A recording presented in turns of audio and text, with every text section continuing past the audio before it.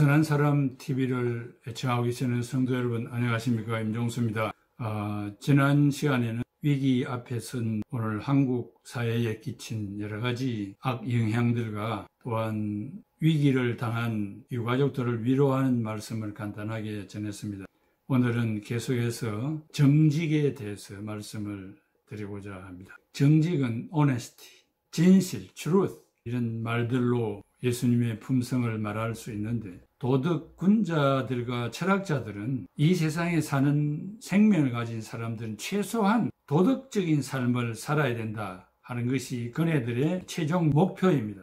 도덕적이라고 하는 것은 인간의 본성, 양심 따라서 살아가는 것을 말합니다. 그러나 켈빈은 그렇게 말합니다. 도덕군자들과 철학자들이 주장하는 것을 신앙적으로 받아들일 수가 없다.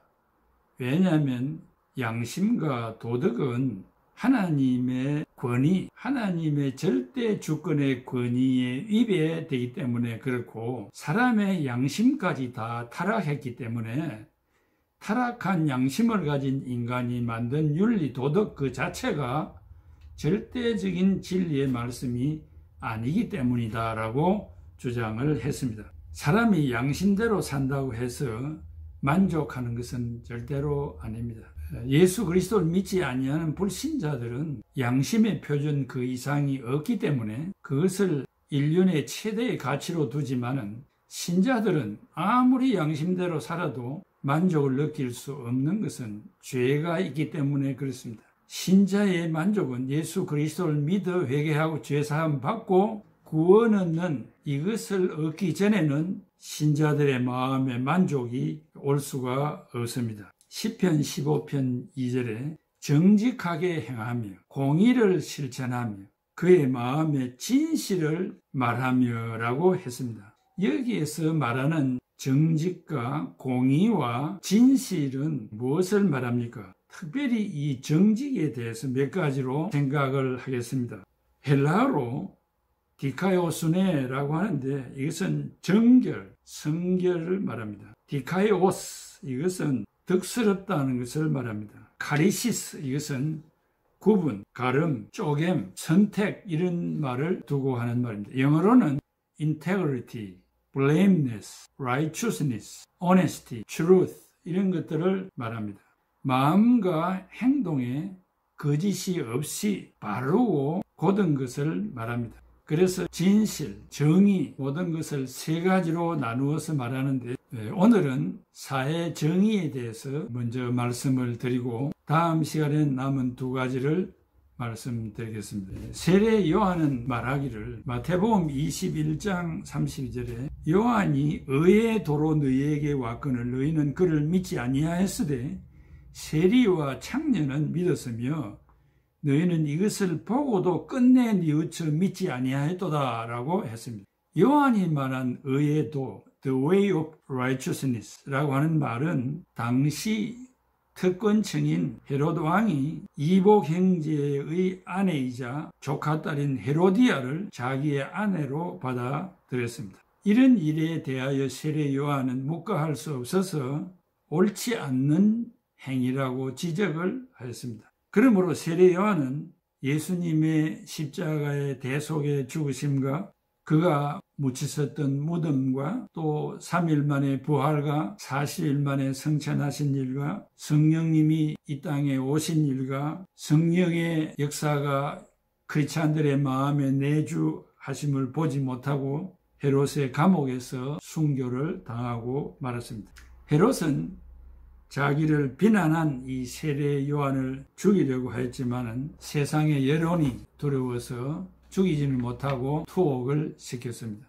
이에는 자기 자신의 생일을 맞아서 헤로디아가 자기 딸 살로메를 생일에 춤추게 해가지고 헤롯의 마음을 만족시켰던 것입니다. 아주 즐겁게 해주었습니다.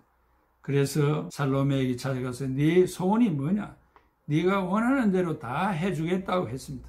그래서 자기 어머니와 의논한 나머지 요한의 목을 간청을 했습니다. 왕이 약속한 바 있어서 거절할 수가 없었던 것입니다. 그래서 사람을 시병을 오게 보내어서 요한의 목을 잘라 소반 위에 얹어서 살로메 소녀에게 요한의 목을 주었습니다.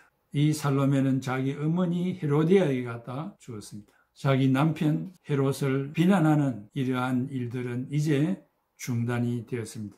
요한의 제자들은 요한의 시체를 가져다가 장사하고 예수님에게 보고했습니다. 마태복음 14장 9절 이하. 세례 요한은 이스라엘의 영광을 위해서 그리고 다윗의 제국의 재건을 위해서 이 땅에 오시는 그 메시아를 돕기 위하여서 이방인과 외세를 물리치고 과감하게 하나님의 말씀으로 당시 분봉왕 헤롯 안디바를 공격한 인물이었습니다. 사회 정의를 실천하기 위한 목적이었습니다. 자신과 단체만을 어렵다고 규정하는 자들에게 요한은 justice, 정의의 칼을 뽑았습니다. 만민의 생명을 살릴 수 있는 하나님의 공의의 칼은 아닙니다.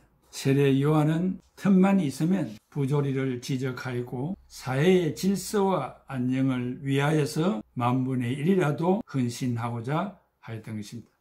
마태복음 14장 4절에 이는 요한이 헤롯에게 말하되 당신이 그 여자를 차지한 것이 옳지 않다 하였습니다. 이 옳지 않다 하였습니다라는 것은 it is not lawful. 이것은 합당한 법칙이 아니다. 합당한 법대로 한 것이 아니라고 하는 말입니다. 세례 요한은 바리새 교인, 사두개 교인, 제사장들이 가난한 사람들과 과부와 고아의 것들을 착취하는 것을 보고 그대로 방치할 수가 없어서 그들을 향해서 이 독사의 자식들아라고 외치며 책망을 하였습니다. 세례 요한은 사회가 부패하고 타락하였을 때 보고만 있지 않고 책망하고 회개를 촉구하는 것이 정직이라는 품성에서 나오는 상의 사회 정의라고 하였습니다. Social Justice. 요한은 자기의 눈으로 보일 때마다 지나치지 않고 잘못을 지적하고 시정을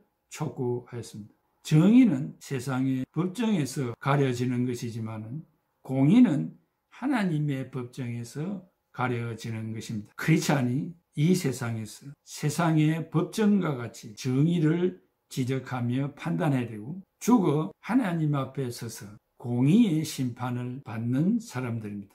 예수 그리스도를 믿음으로 믿음 그 하나 보고 하나님의 사랑을 받게 되어 준비한 영생 복락을 얻게 되는 것입니다.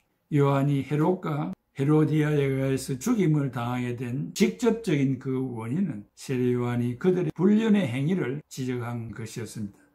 여기서 말하는 헤롯은 헤롯 안디바스이며 아기 예수 그리스도를 죽이려고 헤롯 왕의 아들로서 갈릴리와 베레아를 통치하였던 분봉 왕이었습니다. 헤로디아는 그의 이복 동생 헤롯 부에투스의 아내이자 조카였던 것입니다. 이 두 사람의 결혼은 불륜입니다. 그래서 세례 요한은 이것을 지적하지 아니할 수 없었던 것입니다.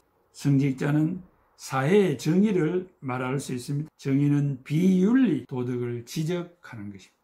요한은 헤롯 왕에게 말한 그 내용을 오늘 우리는 잘 알고 우리도 요한의 뒤를 따라가야 하겠습니다. 이러한 행위는 옳지 않는 것이다. It is not lawful. 합법적이지 않다라고 하는 이러한 정신이 오늘을 사는 목회자들에게 있어야 하겠습니다. 법을 어기는 것을 지적하는 것, 그것은 아무나 하는 것이 아니고 주어진 책무에 따라서 할 수 있지 않겠습니까? 정치적인 문제는 교회가 말하지 아니해도 성직자들이 말하지 아니해도 시민단체가 있고 그 외에 많은 정치인들, 여당과 야당이 있기 때문에 능히 해결할 수 있을 것입니다. 다만 교회는 윤리, 도덕적인 차원에서 지적을 아끼지 말아야 합니다. 왜냐하면 이것은 교회의 영역이기 때문에 그렇습니다. 구약과 신약을 살펴보아도 구약은 나라가 곧 교회였기 때문에 왕을 위시해서 위정자들과 일반 백성의 모든 문제를 선지자들이 지적하였던 것입니다. 우상 숭배하는 것, 또 하나님을 원망하고 성도들을 핍박하는 그런 문제들을 구약시대에는 많이 지적을 했습니다. 신약시대에 와서는 구약과 달리 신사참배 반대 운동을 하고 정의 구현을 하고 각자 받은 탤런트를 따라서 다양한 사회 정의를 위하여서 부르짖는 자들이 많습니다. 이 소셜 저스티스는 개개인에게 정당한 몫을 부여하고 그 몫에 대한 권리와 책임의식과 이익을 정당하게 부여하는 것, 기회와 균등과 정확한 분배, 투명한 사회를 지향하는 것입니다. 사회정의는 어느 한 개인에게 희생을 강요할 수 없는 것입니다. 그래서 그 희생 강도가 약하나 강하나 차등을 해서는 안 됩니다. 이 외에도 원리에 대한 책임의식 또한 대단히 중요합니다.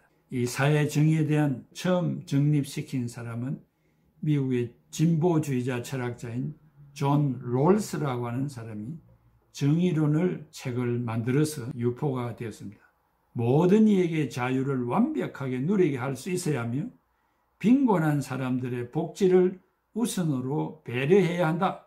또한 결과의 불평등은 존재하되 모든 사람에게 기회는 균등하게 주어져야 하는 것이 정의의 원칙이라고 말하면서 그것이 바로 사회 정의다라고 정의를 내렸던 것입니다. 오늘 우리는 성경에서 말하는 정의, 진실, 진리 이런 것들을 세 가지 측면에서 말하되 우리가 생각하는 하나만의 뜻이 아니고 첫 번째는 사회 정의도 거기에 포함이 되어 있다. 그것은 바로 세례 요한이 헤롯의 결혼을 잘못된 결혼이라고 정의한 데서 사회 정의의 한 몫을 발견할 수 있었습니다. 우리의 남은 여생에도 이 세상과 더불어 살아가면서 눈을 감고 살지 말고 꼭 말해야 할 것은 말하는 세례 요한과 같은 정신이 여러분들에게 있기를 바랍니다. 이제 우리 586장 한 장을 같이 부르겠습니다. 감사합니다.